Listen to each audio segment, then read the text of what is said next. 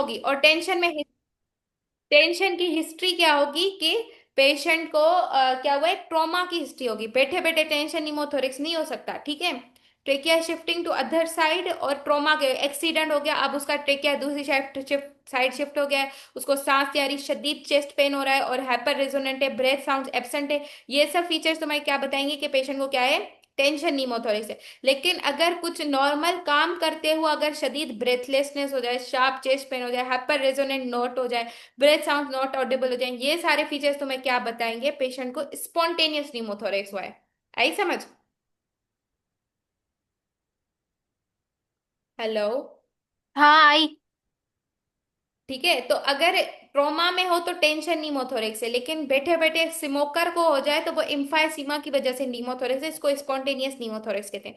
अब ये भी सुन लो कि टेंशन नीमोथोरेक्स ट्रोमा वाला है तो उसमें तुम्हारे पास next best step in management क्या है, नीडल डिकम्प्रेशन, ठीक है। दोबारा दोबारा। अगर टेंशन निमोथोरेक्स वाले को हुआ है, ट्रॉमा वाले को टेंशन निमोथोरेक्स हुआ है, और सवाल में पूछे what is the next step of management, next best step of management, what is the first line management, यानी अभी तुमने ऐसा क्या करना है कि बंदे की जान बच जाए। तुमने क्या करना है, नीडल डिकम्प्रेशन करनी है, मतलब उसके सेकंड इंटरकोस्टल स्पेस में नीडल घुसा देनी है, तो वो फुस करके एयर सारी बाहर आ जाएगी, और उसकी हम्म। खुद ब खुद 1 सेकंड में बंदा ठीक हो जाएगा, ठीक है। हम्म। लेकिन डेफिनेटिव ट्रीटमेंट क्या है कि आप चेस्ट ट्यूब ड्रेनेज करोगे क्या। Chest tube drainage. डेफिनेटिव है, पहले तुमने टेंशन वाले को इमरजेंसी में नीडल डीकम्प्रेशन करनी है, फिर ठीक है। थोड़ी, चेस्ट ट्यूब ड्रेनेज। हाँ फिर उसको तुम ओपीडी में, सॉरी ओटी में लेकर जाके या कहीं पे भी जाके, आई थिंक वार्ड में ही, ठीक है, और क्या करोगे, चेस्ट ट्यूब ड्रेनेज, जिसको कहते हैं ट्यूब थोरेकोस्टोमी, क्या यानी थोरेक्स में ट्यूब डालोगी, ताकि जो एयर है वो आहिस्ता आहिस्ता निकलती जाए, हम्म। और उस ट्यूब को पानी के अंदर रखोगी ताकि एयर जो है पानी के अंदर जाए। ऐसे ना, अगर तुम खुला रखोगी तो वापस ट्यूब से अंदर लंग्स में वापस एयर चली जाएगी ना, तो उसको कहते हैं अंडर हम्म। Water seal. क्या कहते हैं, under water seal. Tube thoracostomy, under water seal, या इन ठीक है, यही लफ्ज होते हैं, थोड़े मिले जुले ही लफ्ज होंगे, सिलेक्ट कर देना। ठीक है, तो ये है टेंशन निमोथोरेक्स की ट्रीटमेंट। लेकिन हम्म। स्पॉन्टेनियस निमोथोरेक्स वाले में ज्यादा, अगर बहुत ज्यादा डैमेज हो गया, बिल्कुल ही मर रहा हो बंदा, तब उसमें ट्यूब थोरेकोस्टोमी यही करना होता है, वरना फिर इनको हम ऑक्सीजन सप्लाई देते हैं, और मतलब सिर्फ वो ठीक हो जाते हैं, ठीक है। हम्म। सही है। तो वो टेंशन निमोथोरेक्स तो आई थिंक सर्जरी में पूछा जाएगा, मेडिसिन में पढ़ा है, लेकिन अब नजर अभी तक तो सवाल नहीं आया। तो मेनली यहाँ पे तुमसे emphysema, smoker, sudden onset of severe chest pain, sudden onset of dyspnoea, hyper resonant note, absent breath sounds on one side of lung, pneumothorax. आई समझ? हम्म। A dose of rifampicin is adjusted if patient is having diabetes में hepatitis. देखो मैंने तुम्हें ये बताया था ना कि जो तुम्हारी एंटी टीबी की ड्रग्स हैं सारी ही हेपाट, हेपेटोटॉक्सिक है। हाँ, उनमें सबसे ज्यादा हेपाटोक्टिक टॉक्सिक कौन सी है। पायरिजिनामाइड। हाँ, तो इसीलिए हम जब भी एटीटी देते हैं, एंटी ट्यूबरकुलर थेरेपी करते हैं, तो हम पहले पेशेंट को क्या करते हैं, उसके डोज को एडजस्ट करते हैं according to in liver enzyme, तो हम उससे पहले पेशेंट का एलएफटीज करवाते हैं, ठीक है। तो इसलिए ये यहाँ पे यही पूछ रहे कि रिफैम्पिसिन लिखा होता है, ऐसे नहीं कि तुम रिफैम्पिसिन समझो तो कोई कोई और मसला होगा, नहीं। रिफैम्पिसिन में भी आप एटीटी एलएफटी के हिसाब से डोज अरेंज करोगे, ठीक है। अच्छा। A 25-year-old woman developed acute onset of erythema nodosum, fever, malaise, anorexia, chest reveals bilateral lymphadenopathy, ठीक है। मैंने कहा था यंग वुमन, तो सबसे पहले तुम्हारे दिमाग में ऑटो इम्यून डिजीजेस आने चाहिए, ठीक है। हम्म। अब ऑटो इम्यून डिजीज में बायलेटरल लिम्फेडिनोपैथी, बायलेटरल, इसमें हाइलर लिम्फेडिनोपैथी होता तो और बेहतर पता चल जाता, क्या हाइलर लिम्फेडिन, सार्कोइडोसिस। हाँ हाँ, सार्कोइडोसिस सोच रही थी। हाँ हाँ, यही सार्कोइडोसिस होगा। और एक और सार्कोइडोसिस में क्या होगा, bilateral hilar lymphadenopathy with erythema, erythema nodosum. Erythema nodosum क्या है, जो टिबिया होता है ना, शिन पर लीजन्स होते हैं, पेनफुल लीजन्स होते हैं, क्या उनको कहते हैं, इरिथमा नोडोसम, ये पेनफुल लीजन्स होते हैं। ठीक है। शिन वहां पर पे होते हैं टीबिया की। टिबिया के अराउंड, ठीक है। हम्म। हम्म। Shin, around the shin, tibia को दूसरा नाम शिन कहते हैं। दूसरा, ऑटोइम्यून डिजीज में फीवर, मेलेस, एनोरेक्सिया सब ऑटोइम्यून, रूमेटॉइड आर्थराइटिस में भी ये होगा, एसएलई में भी होगा, सब में होगा। तो ये हम्म। फीचर्स देख के तुम ऐसे नहीं कुछ और सिलेक्ट कर लो, एनोरेक्सिया, फीवर, वेट लॉस लिखा, वेट लॉस तो नहीं होता, लेकिन खाना, एनोरेक्सिया खाना नहीं खा रही तो वेट लॉस भी हो सकता है, तो खड़ा करके कैंसर नहीं सिलेक्ट करना। और यंग वुमन है तो तुम्हारा ऑटो इम्यून डिजीज होगा, erythema nodosum, hilar lymphadenopathy, sarcoidosis, ठीक है। रूमेटाइड हम्म। आर्थराइटिस में क्या होगा, स्मॉल जॉइंट्स डे अफेक्टेड होंगे। एड्स में तो हजारों मसले होंगे, ठीक है। एड्स का आगे कोई सवाल आएगा तो डिस्कस करेंगे। ब्रोंकोजेनिक कार्सिनोमा यानी लंग का कैंसर, ठीक है। इसमें ब्रोंकोजेनिक कार्सिनोमा के चार टाइप्स है, squamous lung cancer, small cell lung cancer और एडिनो कार्सिनोमा। Adenocarcinoma. ठीक है, अब ये स से स्क्वामस, एस से ही स्मॉल, हाँ। ये दोनों सेंट्रली होते हैं, ठीक है, लंग में। हम्म। हम्म। तो जब सेंट्रली होंगे तो हम इनकी बायोप्सी कैसे करेंगे? वो ब्रोंको से हाँ, डालेंगे। हाँ, ट्रांस ब्रोंकियल या फिर एक फाइब्रोटिक ब्रोंकोस्कोप यूज करेंगे, ठीक है, trans. Flexible fibrotic bronchoscope, flexible fibroscope. ठीक फाइब्रोटिक है। ब्रोंकोस्कोप। Flexible fibrotic bronchoscope. हाँ, और या adeno trans carcinoma broncho. Most commonly क्या होता है, पेरिफेरली पे होता है। हाँ, तो इसके लिए हम ट्रांसफॉरेसिंग यूज करेंगे। हाँ, सही। अच्छा, टीबी में इरिथमा नोडसम नहीं होता, ठीक है। और टीबी में भी, हम्म। टीबी हर ऑर्गन के मसले करवाता है, तो स्किन के भी करवाता है, लेकिन मुझे याद नहीं है टीबी कौन सा स्किन के मसले करवाता है। अच्छा, 70 ईयर ओल्ड फार्मर, ठीक है, ओल्ड एज है और फार्मर है, presented with insidiously progressive disabling dyspnoea, joint pain, weight loss, on examination clubbing of finger is noted, chest x-rays, bilateral diffuse reticular nodular shadowing at base, what is most likely diagnosis? 70 year old है। Farmer है। Progressive है। Joint pain और dyspnoea भी है, weight loss भी है, clubbing भी है। पता नहीं।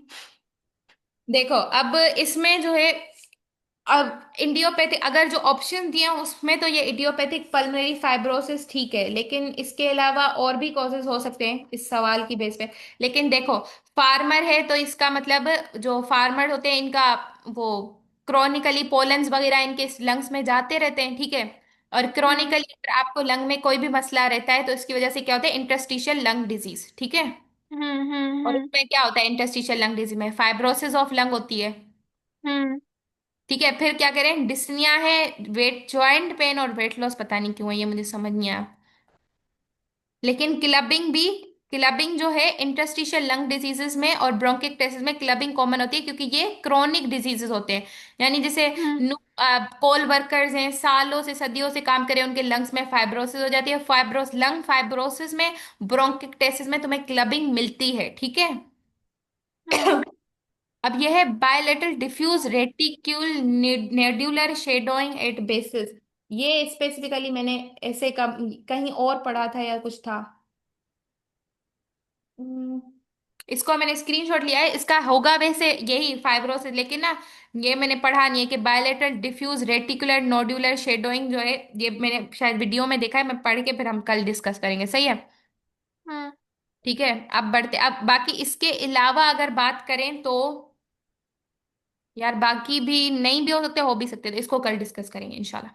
हम्म। 40 year old mail complaining of low grade fever, weight loss for 3 months, which of the following investigation confirm the diagnosis of pulmonary TB, ठीक है। अब टीबी की डायग्नोसिस करनी है, वेट लॉस है और 3 मंथ से आपने टीबी सस्पेक्ट करो, हमने क्या कहा था, हमारे पास टेस्ट कौन सा आता है बेस्ट? वो बेस्ट टेस्ट तो हम वो करवाएंगे, स्प्यूटम कल्चर करवाएंगे और एएफ भी करवाएंगे। बेस्ट टेस्ट तो वो है। हाँ, कल AFB यानी एसिड फास्ट बेसिलाई, उसमें आप हाँ। उसका कल्चर भी कराओगे, सिमेयर तो यानी स्प्यूटम जो है ना, अगर उसमें तुम्हें बैक्टीरिया नजर आ जाए वो सबसे ज्यादा बेस्ट होगा। मोन्टॉक्स टेस्ट मैंने बताया था किसी काम का नहीं है, डायग्नोस नहीं कर सकता, मतलब आप वो, और चेस्ट एक्सरे पे तुम्हें मिल सकती है कैविटेशन, लेकिन चेस्ट एक्सरे हम्म। की बेस पे आप ट्रीटमेंट नहीं शुरू कर सकते, ठीक है। हम्म। ब्लड PC, CBC लिखा होगा तो उसका भी कोई फायदा नहीं है, ठीक है। CT हम्म। स्कैन का भी कोई फायदा नहीं है। Most common cause of community acquired नमूनिया, Streptococcus नमूनिया। pneumonia। हम्म, ठीक है। अब ये देखो, एक होता है माइकोप्लाज्म नमूनिया, इसमें क्या होगा, नमूनिया कौन सा वाला? एटिपिकल नमूनिया, जिसमें क्या होगा, बायलेटरल इंटरस्टिशियल इनफिल्ट्रेट्स होंगे, ठीक है। हाँ, डिफ्यूज बायलेटरल इंटरस्टिशियल इन्फिल्ट्रेट्स। हाँ, लेकिन साथ में एक और क्या फीचर होगा, हीमोलाइटिक, जरूरी नहीं है लेकिन एक सवाल आया हुआ है, उसमें क्या होता है, हीमोलाइटिक अनीमिया होता है। अच्छा। क्यों होता है, देखो अब हमारे पास ये जो माइकोप्लाज्म नमूनिया है ना, उसके कैरेक्टरिस्टिक्स फीचर्स देख लो थोड़ा सा। हम्म। यंग पेशेंट हो गए, ठीक है, यंग पेशेंट्स होंगे, इनको होता है एटिपिकल नमूनिया। और ये माइकोप्लाज्म नमूनिया के, और उसके अलावा क्या होता है, इंटरस्टिशियल इन्फिल्ट्रेट्स होंगे। इसको एटिपिकल नमूनिया को वॉकिंग नमूनिया इसलिए कहते हैं क्योंकि पेशेंट ठीक ठाक लगता है, लेकिन एक्सरे पे उसको आपके दोनों लंग्स बहुत भरे हुए होंगे कंसोलिडेशन इन्फिल्ट्रेट्स की वजह से, ठीक है। लेकिन हम्म। पेशेंट को ड्राई कफ होगी, ठीक है, क्योंकि जब भी एल्वेओलाई के बाहर वाला एरिया अफेक्ट होता है ना, तो उसमें आपको क्या होता है, ड्राई कफ बाहर आती है। वाले एरिया। क्योंकि कफ कब होगी, जब एल्वेओलाई में स्प्यूटम जमा होगा। यहाँ पे हम्म। क्या है, इंटरस्टिशियम डैमेज हो रहा है। हम्म। तो कफ कौन सी होगी, नॉन प्रोडक्टिव कफ होगी। और साथ में ये माइकोप्लाज्म क्या करता है, आरबीसीज के अगेंस्ट एंटीबॉडीज बनाता है। तो इसलिए इसको क्या कहते हैं, एंटीबॉडीज बनाने की वजह से क्या होगा, हीमोलाइटिक अनीमिया अनीमिया। होगा। हम्म। सही। अच्छा, उसके बाद है स्टेफ ऑरियस। स्टेफ ऑरियस की क्या खासियत होती है कि हेमोफिलस इन्फ्लुएंजा वायरस के ऊपर अगर सुपर इन्फेक्शन कोई करवाता है ना, वायरस के ऊपर सुपर एडेड बैक्टीरियल इन्फेक्शन हो सकता है। तो वो इन्फ्लुएंजा वायरस के ऊपर कौन, ये हेमोफिलस इन्फ्लुएंजा अलग चीज है, ये एक बैक्टीरिया है, और इन्फ्लुएंजा वायरस अलग चीज है, वो वायरस है। ठीक है, इन्फ्लुएंजा वायरस के ऊपर सुपर एडेड इन्फेक्शन कौन करता है, स्टेफ ऑरियस, और ये करता है न्यूमेटोसील फॉर्मेशन, क्या? न्यूमेटोसिल फॉर्मेशन होती है। और वो न्यूमेटोसिल यानी एक एयर की कैविटी बन जाती है। और ये एयर की कैविटी रप्चर होके क्या करवाएगी, स्पॉन्टेनियस न्यूमोथोरेक्स। तो स्पॉन्टेनियस हम्म। न्यूमोथोरेक्स एक तो ओल्ड एज स्मोकर एम्फायसीमा वाले में भी हो सकता है, और एक हम्म। पेशेंट जिसको फीवर शॉर्टनेस ऑफ ब्रेथ, और सॉरी फीवर था और चेस्ट पेन था, और वो मतलब नमूनिया के फीचर्स थे, शॉर्टनेस ऑफ ब्रेथ, और सडनली उसको सिवियर शॉर्टनेस ऑफ ब्रेथ हो गया, ठीक है। तो क्या हो हम्म। गया, उसमें क्या है, स्टेफ ऑरियस ने ये करवाया, क्या करवाया, न्यूमेटोसिल रप्चर हो गई है। आई समझ? सही है। हम्म। सीओपीडी पेशेंट है तो उसमें अक्यूट एग्जासर्बेशन हो सकती है, उनमें नमूनिया हो सकता है, क्योंकि इनमें कितना वो कफ स्प्यूटम बनता है। अब वो स्प्यूटम क्या है, वो डैमेज, वो क्या करवा सकता है स्प्यूटम, तुम्हारी सीओपीडी करवा, सॉरी स्प्यूटम क्या है, इन्फेक्शन करवा सकता है। तो उसमें सीओपीडी वालों में मोस्ट कॉमनली हिमोफिलस इन्फ्लुएंजा का होता है इन्फेक्शन, ठीक है। ये मुझे भूल जाते हैं। ये इतने सारे मतलब उसका बताया हुआ है, और ये एमसीक्यूज में भी बहुत आते हैं। अब रिपीट करो मेरे साथ, बोलो अब तुम्हें जो जो याद हुआ है। वो कम्युनिटी अकाउंट नमूनिया का मोस्ट कॉमन कॉज स्ट्रेप्टोकोकस नमूनिया है। ये माइकोप्लाज्म नमूनिया का तुमने बताया था कि ये इसके अगर आता है तो फिर ये वो करवाता है, हेमोलिटिक अनीमिया करवाता है, एटिपिकल नमूनिया करवाता है, जिसके अंदर हमें डिफ्यूज इंटरस्टिशियल नमूनिया के फीचर्स मिलते हैं, वॉकिंग नमूनिया कहलाता है वो। और उसमें, और तुमने ये बताया था कि उसमें वो आरबीसी के खिलाफ एंटीबॉडीज बनेंगी तो हमें हेमोलिटिक अनीमिया मिलेगा। और और स्टेफाइलो को कफ कफ कफ क्या होगा, कफ एटिपिकल। कफ ड्राई होगी क्योंकि हाँ उसमें स्प्यूटम का कोई लेना देना नहीं। स्टेफाइलोकोकस ऑरियस को तुमने ये बताया था कि भाई ये अगर इन्फ्लुएंजा वायरस के साथ मिल जाता है तो नेमाटोसील बनती है, नेमाटोसील जब बन जाती है तो अगर वो रप्चर हो जाएगी तो उसकी वजह से हमें स्पॉन्टेनियस न्यूमोथोरिक्स हो जाएगा। और हीमोफिलस इन्फ्लुएंजा का ये बताया था कि भाई सीओपीडी का कोई पेशेंट है तो उसको अ, अगर सीओपीडी के पेशेंट को नमूनिया आ रहा है तो उसमें हम इन्फ्लुएंजा हीमोफिलस इन्फ्लुएंजा को देखेंगे। हाँ। फिर अब है तुम्हारा लीजनर्स डिजीज। लीजनर्स वायरल नमूनिया। वो तो वायरल नमूनिया तुम्हारा एटिपिकल नमूनिया में ही आता है। अच्छा।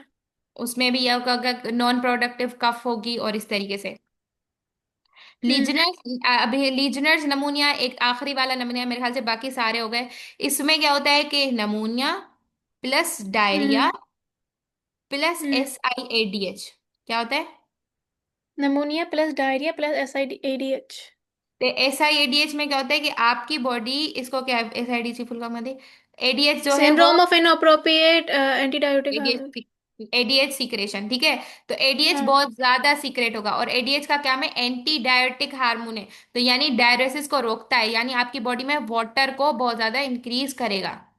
सोडियम और वाटर दोनों रिटेंड होते हैं ना? नहीं, एडीएच जो है सिर्फ वाटर को करता है, सोडियम वाटर अच्छा। दोनों को रिटेन अल्डोस्टेरोन करता है। ओ हाँ सही। तो अल्डोस्टेरोन की डेफिशिएंसी में salt wasting, salt water wasting दोनों की होती है। और एडीएच में क्या होगा कि सिर्फ वाटर, ऐसा ही एडीएच, जब एडीएच बढ़ा हुआ होगा तो सिर्फ वाटर रिटेंशन होगी, तो डाइल्यूशनल हाइपोनेट्रीमिया होगा, ठीक है। ठीक है। तो सवाल में पूछ रहे हैं कि लीजनर डिजीज कैरेक्टराइज बाय हाइपोनेट्रीमिया। हम्म।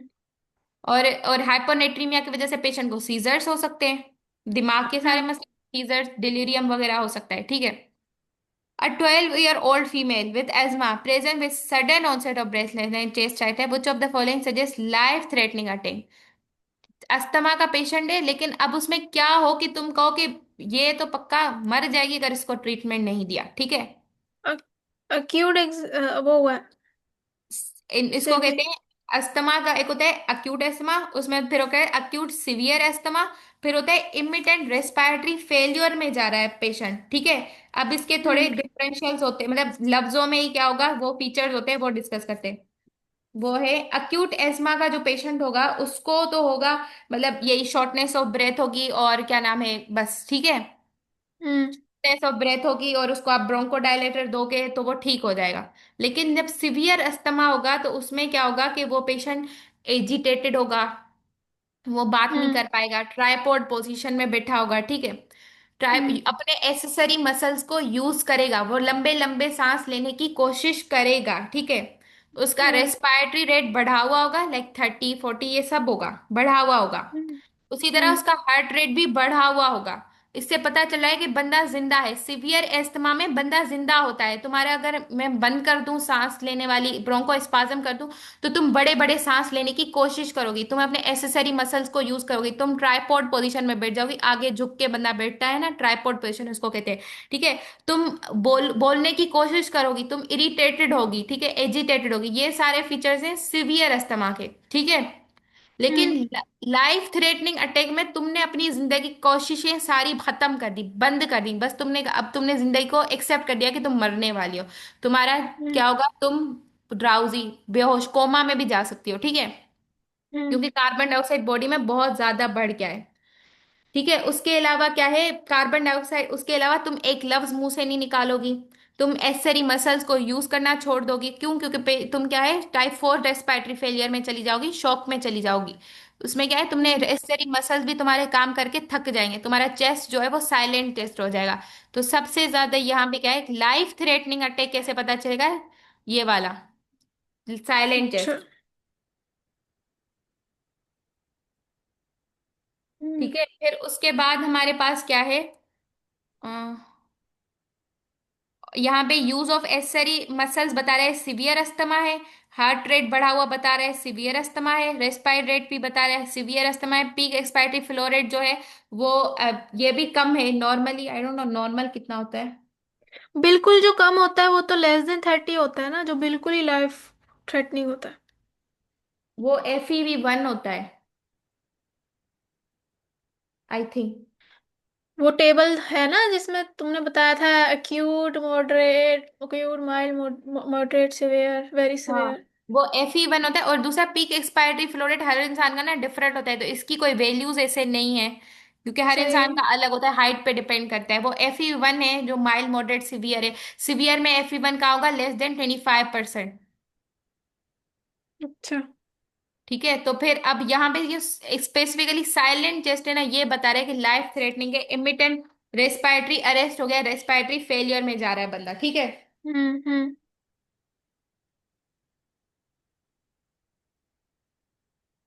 एक सेकंड,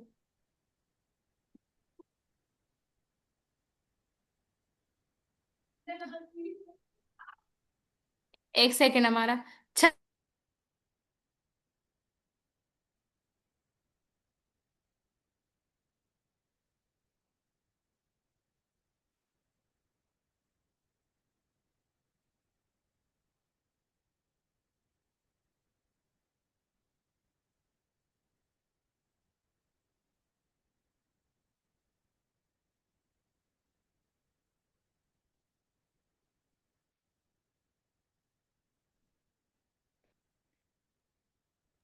अच्छा, अब a patient present with worsening pneumonia associated with production of large quantity of red brown sputum, ठीक है। X ray hmm. Short cavity in the upper lung with fluid level, cavity है और fluid level है, इसको air fluid level, यानी air fluid level क्यों कहते हैं कैविटी को, कि ऊपर एयर होगी नीचे फ्लूइड होगा, फ्लूइड बेसिकली कुछ नहीं है, एब्सिस है, ठीक है। हम्म। तो एयर फ्लूइड लेवल की जगह इन्होंने लिखा है फ्लूइड लेवल।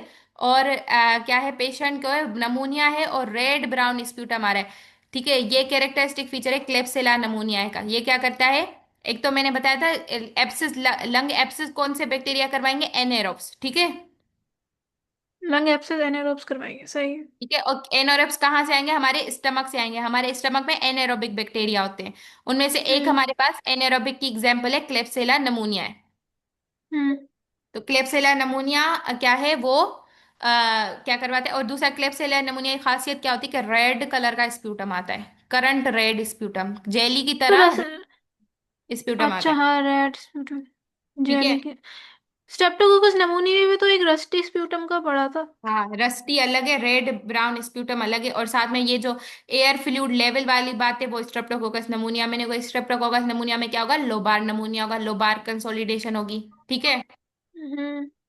हीमोफिलस इन्फ्लुएंजा के नमूनिया में तो मुझे नहीं पता क्या होता है, बस ये पढ़ा है कि सीओपीडी वालों में हीमोफिलस इन्फ्लुएंजा ज्यादा कॉमनली अटैक करवाता है। क्लेमेडिया नमूनिया अगेन एटिपिकल नमूनिया होगा, ठीक है। और लीजनेला नमोफिला में क्या होगा, diarrhoea नमूनिया plus SI. Diarrhoea, diarrhoea नमूनिया ऐसा ही एडीएच होगा, जिसकी वजह से हाइपोनेट्रीमिया हो जाएगा और सीजर्स हो जाएंगे। हाँ, अबे in which of the following condition might acute type 1 respiratory failure must be may be expected. अब हमारे पास ऑप्शंस हैं, हमने पढ़ा था टाइप 1। सीओपीडी में टू था, हम्म। और सिवियर एज्मा का जो अटैक हो रहा है, एग्जेबरेशन हो रही थी, वो भी टू था। लेकिन ठीक। अक्यूट एज्मा होगा तो उसमें टाइप वन था। हाँ, अब और लोबार पल्मोनी कोलेप्स, एडीमा में भी टाइप वन था ना। पल्मोनरी एडिमा, हाँ यहाँ पे फ्लूइड भर जाएगा तो टाइप 1 होगा। यार ये मैं अब भूल जाऊंगी इसकी कॉजेस, टाइप वन और टाइप टू की। पिक्चर भेजी हालांकि है मुझे पता तो एक है। बार देख लेना पेपर से पहले। हाँ। अच्छा, टाइप 2 के जो कॉजेज है ना उसका निमोनिक है सीओपीडी, ठीक है। हम्म। सी फॉर पता नहीं क्या था, पी फॉर पता नहीं, ओ फॉर क्या था, ऑब्स्ट्रक्शन यानी सीओपीडी। ठीक है। पी फॉर पैरालिसिस, यानी आपके जो न्यूरोमस्कुलर, यानी कोई प्रॉब्लम हो गई कि आपके नर्व्स काम नहीं करे, जैसे जीबीएस हो गया। हम्म। गुलिन में डायफ्रामेटिक पैरालिसिस होती है क्योंकि नर्व्स की डीमाइलिनेशन होती है। उस तरह पोलियोमाइलाइटिस अगर डायफ्राम को अफेक्ट करे, नर्व्स डैमेज हो गई, उसने डायफ्राम को पैरालाइज कर दिया, तो जब भी, तो तब क्या होगा कि तुम्हारा टाइप 2 रेस्पिरेटरी फेल होगा, तुम सांस लेना चाहोगी भी तो तुम्हारा डायफ्राम ही काम नहीं करा, तो तुम सांस नहीं ले पाओगी। उसी तरह डायफ्राम की पैरालाइज हो जाए, फ्रेनिक नर्व जो डायफ्राम को सप्लाई करती है वो डैमेज हो जाए, तो क्या होगा कि हम्म। तुम्हारे लंग्स एक्सपेंड ही नहीं करेंगे, तो बॉडी में कार्बन डाइऑक्साइड रिटेन होगी, जिसकी वजह से टाइप 2 रेस्पिरेटरी फेलियर होगा, जिसमें हाइपर केपनिया होगा, ठीक है। हम्म। सी फॉर सेंट्रल कॉजेज, जब तुम्हारे ब्रेन में कोई मसला आ जाए, तो ब्रेन काम नहीं कर रहा, तो सेंट्रल अगर क्या कहते हैं ब्रेन ऑर्डर ही नहीं दे पा रहा, तब भी टाइप 2 रेस्पिरेटरी फेलियर होगा, ठीक है। हम्म। तो अब ओपियोइड टॉक्सिसिटी में क्या होता है कि तुम्हारा ब्रेन जो है वो डिप्रेस हो जाता है, ओपियोइड क्या करते हैं, हम्म। ब्रेन को डिप्रेस कर देते हैं, तो ब्रेन हम्म। ऑक्सीजन ड्राई वो रेस्पिरेशन के लिए ऑर्डर ही नहीं भेजेगा, तो टाइप 2 रेस्पिरेटरी फेलियर हो जाएगा। हम्म। ऑब्स्ट्रक्टिव स्लीप एपनिया, ओ की फॉल करता है सीओपीडी और ऑब्स्ट्रक्टिव स्लीप एपनिया, कि आपकी बॉडी में हम्म। ऑब्स्ट्रक्टिव स्लीप एपनिया में क्या होता है कि मोटो ओबेस लोगों में होता है, या फिर एक और दूसरा भी कोस था कि सेंट्रल भी हो सकता है। ऑब्स्ट्रक्टिव स्लीप एपनिया या तो ब्रेन ऑर्डर नहीं भेज रहा है, या फिर ये बहुत ज्यादा इनकी फेरिंग्स और टंग जो है वो बैक साइड गिर रही है, तो क्या होगा, एक्सचेंज हो ही नहीं पाएगा, तो बॉडी में कार्बन डाइऑक्साइड रिटेन होगा। इसी वजह से ऑब्स्ट्रक्टिव स्लीप एपनिया वाले रात को बार बार उठते हैं, क्यों, क्योंकि उनकी बॉडी में कार्बन डाइऑक्साइड रिटेन हो जाती है, तो वो कार्बन डाइऑक्साइड इरिटेट करती है वो आपके कीमो रिसेप्टर्स को, तो वो सांस ना मिलने की वजह से तो वो जल्दी से आंख से नींद से उठ जाते हैं, ठीक है। हम्म। बाकी लोबार कोलेप्स और है फिलाइल चेस्ट इंजरी और लिम्फेंजाइटिस कार्सिनोमेटोसिस। फिलाइल चेस्ट इंजरी, चलो फिलाइल चेस्ट इंजरी में क्या होगा, तुम्हारे लंग क्या होगा, वो आम, को- वो नहीं, खुल खुल नहीं पाएगा ना, क्योंकि तुम्हारे रिब्स फिलहाल जस्ट मतलब रिब्स जो है वो डैमेज लगे पड़े हैं, ठीक है। हम्म। तो लंग इजीली एक्सपेंड ही नहीं कर पाएगा, तो कार्बन डाइऑक्साइड रिटेन होगी। ये भी इसी में हम्म। ही आ जाएगा कि तुम्हारा पैरालिसिस हो जाए, जैसे तुम्हारे जब भी तुम्हारे रिब्स पूरे खुल नहीं पाए, या तो नर्व्स ब्लॉक की वजह से, नर्व्स डैमेज की वजह से, जीबीएस, पोलियोमाइलिटिस, डायफ्राम की पैरालिसिस की वजह से, तब तो ये होगा टाइप 2 रेस्पिरेटरी फेलियर। अब ये जो बाकी लिम्फेंजाइटिस कार्सिनोमाटोसिस है, और इसमें मुझे समझ नहीं आ रहा, और लोबार कोलेप्स, अगर लोबार कोलेप्स की बात करें तो ये भी मैंने नहीं पढ़ा, ये भी नहीं पढ़ा, इसका आई एम नॉट श्योर, तो कल देखेंगे इसको, ठीक है। बाकी तो समझ आ गए ना कॉजेस। डी का क्या मतलब था?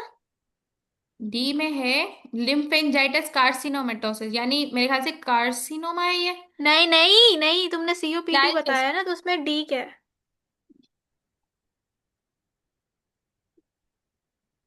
फिनाइल चेस्ट इंजरी की बात करियो। तुमने अभी सीओपीडी निमोनिक बताया, जिसमें सी था कि भाई ब्रेन हाँ हाँ, डिप्रेशन, अच्छा ओ था डी से ऑब्स्ट्रक्टिव, डायफ्राम पी था पैरालिसिस। पैरालिसिस। हाँ, डायफ्राम पैरालिसिस, अच्छा। कार्सिनोमेटोसिस। अच्छा, अब है हमारे 36। A 33-year-old female is living in crowded room with poor nutrition, presented with weight loss, blood in sputum, fever since 2 weeks. ये You are, सुनो सुनो, हाँ ये है ना, मैंने अभी ये इरफान का टेबल देखा है। हाँ। उसमें ना मतलब रेस्पिरेटरी फेलियर की कॉजेज लिखी हुई है, अक्यूट क्रॉनिक करके। तो अगर जो रेस्पिरेटरी वन फेलियर है ना, उसकी क्रॉनिक कॉज में लिम्फेंजाइटिस कार्सिनोमेटोसा आता है। लेकिन इसने इसने क्या लगाया हुआ है? लोबार, क्या लगाया हुआ है? लोबार कोलेप्स, इसमें लोबार कोलैप्स तो नहीं लिखा। है ना। Lymphangitis carcinomatosis, a diffuse infiltration of pulmonary lymphatic vessels by malignant cells leading to अच्छा, मेट्स को कहते हैं, लंग्स में अगर कोई भी किसी भी कैंसर का मेटास्टेसिस आ जाए ना, हम्म। लिम्फेटिक्स के ओ, जरिए, तो इसको कहते हैं लिम्फेंजाइटिस कार्सिनोमेटोसिस। अच्छा, ये क्रोनिक कॉज है, उसमें ऊपर पूछा गया एक्यूट, acute हाँ, type 1 respiratory failure। या अल्लाह, कैसे बेसिक्यूज है ये इतने ओ बा, डीप। और मुझे तो अक्यूट और क्रोनिक के ऐसे कोई डिफरेंशियस भी है, मुझे ये भी नहीं पता, मुझे पिक भेजो इसकी, हाँ टेबल फिर की। भेजती। अच्छा, और वैसे लिम्फेंजाइटिस कार्सिनोमेटोसिस मेट्स हैं, तो हमने यही पढ़ा था कि टाइप 1 रेस्पिरेटरी फेलियर कब होगा, या तो एल्वियोलाई में मसला हो, या फिर बाहर इंटरस्टिशियल लंग डिजीज टाइप कोई मसला हो, या ब्लड वेसल में पल्मोनरी एम्बोलिज्म हो, ठीक है। हेलो। दोबारा बोलना, ये मैं तुम्हें तस्वीर भेज रही थी, दोबारा बोलना। टाइप 1 रेस्पिरेटरी फेलियर में क्या है हमने पढ़ा, या तो एल्वियोलाई में यहाँ कोई मसला हो, यानी पल्मोनरी एडिमा टाइप्स, या फिर इंटरस्टिशियल लंग डिजीज हो, ठीक है, या फिर ब्लड वेसल इंटरस्टिशियल में लंग्स। पल्मोनरी एडिमा हो, ये कॉजेज थे। तो अब यहाँ पे लिम्फेंजाइटिस कार्सिनोमेटोसिस का मतलब क्या है, मेटास्टेसिस। हम्म। तो यानी हम्म। इंटरस्टिशियम जो है बायलेटरली भरा हुआ आता है मेट्स से, तो उसमें होगा हम्म। तो टाइप 1 रेस्पिरेटरी फेलियर ही। हम्म। अब ये टाइप 1 का है, ये वाला टाइप 2 है, ये टाइप 2 है, ये भी टाइप 2 है, इसका मुझे इल्म नहीं है। ओ, लोबार कोलैप्स है तो न्यूमोथोरिक्स हो सकता है ना मतलब। हाँ, लेकिन वो कौन से में आता है नीमोथोरिक्स? वो अक्यूट में आता है। इसमें लिखा है। इस स्टेबल भेजा ना तुम्हें, इसमें लिखा हुआ है। अच्छा, तोबा, अब इतना थोड़ी ना याद होगा कि अक्यूट भी याद करूं, क्रोनिक भी याद रखूं। तो पहले ही नहीं याद हो रहा। हाँ तोबा है, इसे तो मैंने याद भी नहीं किया। हम्म। अच्छा जी। आ, एक सेकेंड, चलो आगे क्या है, 33 ईयर ओल्ड। जब अच्छा कहाँ गई? हाँ हाँ हाँ, a 33-year-old female is living in a crowded room with poor nutrition, crowded room, ठीक है, फिर पुअर टीबी। न्यूट्रिशन में, हाँ, फिर है weight loss, blood in sputum, fever since 2 weeks, weight loss भी है, फिर और टीबी में हेमेप्टाइसिस होता है, ठीक है, ये कोई नई हाँ। प्रोडक्टिव कफ भी हो सकता है, हेमेप्टाइसिस भी हो सकता है। फिर उसके बाद है advice chest x-ray, which of the following is matchable with. अच्छा, अब हमारे पास टीबी में मोस्ट कॉमन टीबी कौन से पार्ट को अफेक्ट करता है, upper lobe, lower part of upper lobe क्या, lower part of upper lobe. और उसमें ये कैविटी बनाता है। लेकिन अगर हाँ, ये होगा प्राइमरी टीबी में, क्या, lower part of upper lobe. सही, प्राइमरी टीबी में होगा lower part of upper lobe. लेकिन अगर प्राइमरी टीबी फिर होती है ना बाद में वो एक्टिव हो जाती है, उसको क्या कहते हैं, हाँ। पोस्ट, पोस्ट नहीं मतलब सेकेंडरी टीबी आई थिंक उसको कहते हैं या कुछ कहते हैं। तो वो मोस्ट कॉमनली यहाँ से निकल के एपेक्स में चला एपेक्स में। जाता है। हाँ। हम्म। ठीक है, अब यहाँ पे फीमेल है, उसको अभी उसको वेट लॉस है, हेमेटाइटिस से फीवर है, तो ये कौन सी टीबी हुई, एक्टिव। हम्म। तो एक्टिव टीम में आपको क्या मिलेगा, अपर लोब के अंदर क्या मिलेगा, कैविटी मिलेगी। हम्म। उसी तरह अगर टीबी हुई, फिर उसमें अगर वो पेशेंट इम्यून, उसका एक्टिव इम्यून था, ठीक है, तो उसको मतलब उसकी बॉडी ने बर्दाश्त कर लिया, तो वो बॉडी रेस्पॉन्स ऐसे करती है, बर्दाश्त आई मीन ऐसे करती है कि वो क्या कर लेती है, उस कैविटी के अराउंड कैल्सिफिकेशन, कैल्शियम डिपॉजिट कर देती है ताकि बैक्टीरिया बाहर ना निकल पाए, ठीक है। हम्म। तो ये तब होगा जब आपके पास गुड इम्यूनिटी होगी। इस पेशेंट के पास कोई अच्छी इम्यूनिटी नहीं है, इसको है एक्टिव प्राइमरी टीबी। तो वो कहाँ होगी, अपर जोन ऑफ या अपर लोब ऑफ लंग में कैविटी नजर आएगी। आई समझ। सही, अगर इम्यूनिटी अच्छी होती तो फिर पल्मोनरी कैल्सिफिकेशन होता। लेकिन अगर उसकी इम्यूनिटी अच्छी नहीं है तो फिर कैविटेशन एट अपर जोन, क्योंकि वो एक्टिव टीबी लगी पड़ी है। ठीक है। हाँ, देखो फाइब्रोसिस तो होगा ही नहीं। टीबी प्राइमरी टीबी होती है। फिर जो अगर बाद में अगर पेशेंट ने बॉडी में एक उसने अच्छा गुड इम्यूनिटी थी, उसने कैल्सिफिकेशन बना दी, लेकिन कुछ अरसे बाद पेशेंट की इम्यून सिस्टम वीक हो गया, उसको एचआईवी वगैरह हो गया, तो अगर उस हम्म। दोबारा से टीबी का बैक्टीरिया एक्टिवेट हो गया, it is called secondary TB. इसको दूसरा कहते हैं पोस्ट प्राइमरी टीबी। इसको कहते हैं रीएक्टिवेशन टीबी। क्या, पोस्ट प्राइमरी टीबी किसको कहा? पहले पहले प्राइमरी टीबी हो गई, ठीक है, पेशेंट को हाँ कैविटी हाँ। कैविटी बन गई। अब बॉडी ने वो उसमें क्या, एक्टिव थी। हाँ, वो एक्टिव थी। हाँ एक्टिव टीबी या कैविटी बनी, ठीक है, बैक्टीरिया आया, उसने इन्फेक्शन थोड़ा किया, लेकिन फिर हम्म। बॉडी ने कैल्सिफिकेशन करके उसको रोक दिया। अब बाद में कुछ हम्म। अरसे बाद, काफी सालों बाद, इंसान की बॉडी में बैक्टीरिया तो पड़ा है लेकिन उसका इम्यून सिस्टम वीक जब हुआ, तो वो टीबी दोबारा से रीएक्टिवेट हो गई, तो उसको कहते हैं पोस्ट प्राइमरी टीबी या फिर रीएक्टिवेशन टीबी। ठीक है। तब कहाँ होगा, तब बैक्टीरिया यहां से निकल के एपेक्स में चला जाता है। हाँ, और सेकेंडरी टीबी तुमने इसी को बोला है? हाँ, लेकिन बुक में सेकेंडरी लफ्ज नहीं है, वो दूसरा। अगर यहाँ से फिर लंग से निकल के पूरी बॉडी में टीबी फैल जाए तो डिसेमिनेटेड या मिलियरी टीबी। हाँ। ठीक है, ये तो दो तीन नाम है बस टीबी के याद रखने। अच्छा,